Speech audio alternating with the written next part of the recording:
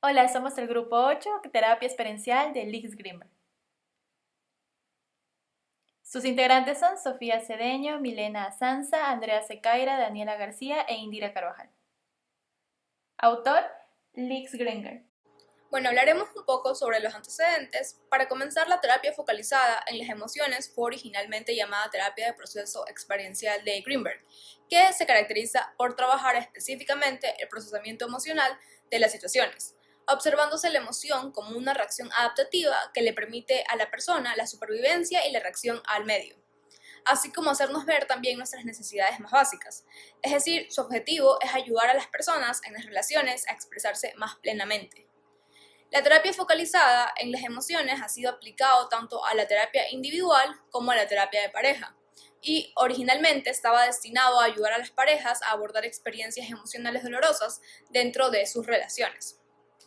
Greenberg también propuso la terapia centrada en las emociones en colaboración con Shu Johnson, y cabe recalcar que él también se basó en enfoques terapéuticos como centrado en la persona, terapia de Gestalt y en neurociencia, para así poder explicar cómo funcionan todas las emociones. Características. Una descripción simplificada de este modo de practicar la terapia es la siguiente. Cualquier intervención o respuesta que hace el terapeuta es referida en términos de cambio concreto e inmediato efectuado sobre la sensación sentida corporal presente del cliente sobre ese tema. Si ese cambio no se da ni el cliente lo experimenta, la intervención es vista como fallida en lo que se refiere a tener un efecto experiencial como tal y por tanto sin tener ninguna utilidad terapéutica. Tales efectos de cambio concretos son considerados como criterios evaluativos, independiente de la teoría que motivó la respuesta del terapeuta. El experienciar no es la reconstrucción de eventos, pero incluye su significado o sentido personalmente. Tampoco es una batería de conceptos u operaciones lógicas, más bien es el referente interno usado para anclar conceptos. De igual forma, el experienciar no es simplemente la experiencia de afecto o la mera autoconciencia. El término incluye una gama más amplia de significados implícitos que estructuran sensación y sentimientos, así como el significado personal de las reacciones de uno mismo ante diversos temas, ante diversos eventos que se puedan presentar. Fases del proceso.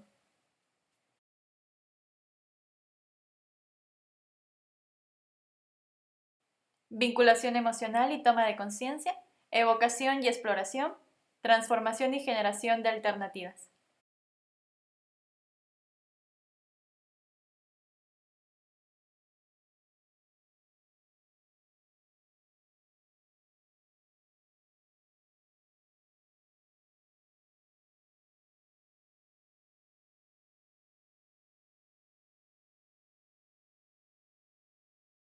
Durante este proceso se encuentran tres fases. En la primera fase, el terapeuta debe ser capaz de empatizar con su paciente y de validar sus emociones para que él se sienta como abriéndose y expresándose para poder juntos establecer un foco y un objetivo en el cual se pueda comprender mejor el malestar y el dolor del paciente. La segunda fase involucra que el terapeuta evalúe a su paciente para ver si éste tiene las herramientas internas necesarias para poder activar estas emociones problemáticas que le causan dolor, como por ejemplo revisar si el paciente tiene resiliencia, si tiene capacidad de autorregulación o para calmarse a sí mismo. Y una vez que ya se ha revisado esto, se procede a través de técnicas como la silla gestáltica, la focalización y la evocación empática, que el paciente explore sus emociones. Y de esta manera, el terapeuta es capaz de analizar las diferentes modalidades cognitivas, conductuales o físicas incluso de la experiencia, como por ejemplo la respiración, las distorsiones que se puedan presentar como resistencias o también el simple hecho de evitar el tema o de tratar de cambiar el tema a otro. Una vez que se ha accedido a las emociones primarias nucleares, se puede trabajar en transformar y construir unas respuestas alternativas para estas emociones. Es decir, nuevos recursos internos para responder mejor, nuevas narrativas, lo cual al mismo tiempo refuerzan y fortalecen el self interno de la persona. Esto al mismo tiempo también necesita la validación del terapeuta, el cual debe reconocer y validar las experiencias y el proceso, el progreso también de su paciente. De esta forma se puede colaborativamente llegar a acciones que convaliden un cambio. Esto quiere decir que todo este proceso depende bastante de la alianza terapéutica entre el paciente y el terapeuta, en el cual el paciente no se debe sentir forzado, no se debe sentir empujado, ni se debe sentir llevado de la mano, sino que un proceso en el que ambos contribuyen de una manera significativa. Ejemplo. A continuación, se plantea el caso de una mujer de 39 años, la cual se siente decaída y deprimida. Ella, después de haber sido despedida, no encuentra trabajo y está estancada en un patrón de no salir de su casa y de no abrirle la puerta a nadie, a ningún familiar, ni tampoco responder al teléfono. Ahora, ella viene de una familia en donde la madre es alcohólica y sus otras 2 hermanas, con ella 3, ya se han aislado de ella y ya no entablan una conversación con ella. Y su padre fue un sobreviviente de los campos de concentración y él siempre ha sido muy distante con la familia y a los ojos de la paciente, de la mujer de 39 años, siempre fue percibido como muy crítico y muy enjuiciador. Ahora, en la primera sesión que se entabla con ella, ella explica que internaliza la voz crítica de sus padres y de esta manera ella misma se juzga como un fracaso, ¿no? Hay que primero entender el contexto de por qué lo hace. Es porque ella viene de un pasado en donde fue abusada física y emocionalmente, lo cual la deja emocionalmente insegura y con un sentimiento de abandono. En su tercera sesión, ella refiere no haber tenido o no haber recibido la aprobación de su padre, por parte de su padre. Y en esta sesión es en la cual se realiza la dinámica de la silla vacía. Ahora, a finales de esta tercera sesión, es muy evidente que ella ha internalizado la autocrítica relacionada con temas de fracaso, los cuales emergen en el contexto de sus relaciones familiares. Ahora, adicionalmente, relacionada a su autocrítica y a la necesidad de aprobación, se encuentra la necesidad de amor, ya que ha sido difícil para ella encontrar el amor en la vida.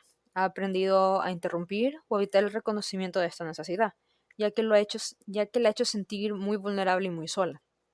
Ahora, por esto, ella ha aprendido a ser independiente, pero esta independencia ha tenido un precio, ya que la ha dejado sintiéndose sin esperanza, sin ayuda y sola. Al finalizar la tercera sesión, es muy evidente que para el terapeuta que ella es capaz de focalizar en su experiencia interna. Él puede observar esto, particularmente en respuesta a las respuestas empáticas que el mismo terapeuta le da, la cual ella focaliza internamente. Como ella refiere, sin embargo, tiende a evitar las emociones dolorosas y difíciles. De hecho, parece existir un patrón emocional identificable donde ella se sumerge en estos estados de indefensión y de desesperanza cuando empieza a sentir emociones primeras de tristeza y de enojo, y estas se dan como respuesta a su experiencia de necesidad de cercanía y de aceptación, el cual vendría a ser un proceso emocional desadaptativo. Además de todo esto, presenta asuntos inconclusos emergentes de su temprana relación con su padre, los cuales vienen a ser resentimiento y tristezas, los cuales han sido inexpresados hacia él. Ahora, una vez tenido en cuenta todo esto, se puede plantear el objetivo del tratamiento, el cual busca resolver el conflicto de autocrítica para de esta manera resolver los sentimientos no resueltos que el paciente tiene enfocados a su padre. Según lo hablado anteriormente, vamos a la parte del proceso. Encontramos una mujer de 39 años decaída y deprimida. Su madre fue alcohólica, su padre fue crítico y enjuiciador. Esto se deriva de una historia de castigo físico. Con relación a esto se realizan varias sesiones. Por ejemplo, en una primera sesión se realiza lo siguiente: internalización de la voz crítica de sus padres y se juzga a sí mismo como un fracaso. Se nota un pasado abusivo físico y emocionalmente que la ha dejado emocionalmente insegura y abandonada. En la tercera sesión encontramos que menciona el no haber recibido la aprobación de sus padres y por ello se decide realizar la actividad del diálogo de la silla vacía. Desde ahí hasta la sesión 10 comenzamos a trabajar en este daño que ella había sentido tanto emocionalmente como físico y con ello poder trabajar en su presente para que no tenga ningún tipo de huella y así pueda tener el futuro que espera. En conclusión, la terapia experiencial de Gleys Greenberg es una herramienta muy útil a la hora de tratar la depresión y el trauma emocional, pues activa la emoción durante el tratamiento y así genera un cambio profundo en el funcionamiento automático de los esquemas emocionales, que son frecuentemente la fuente del problema. Gracias por ver nuestro video.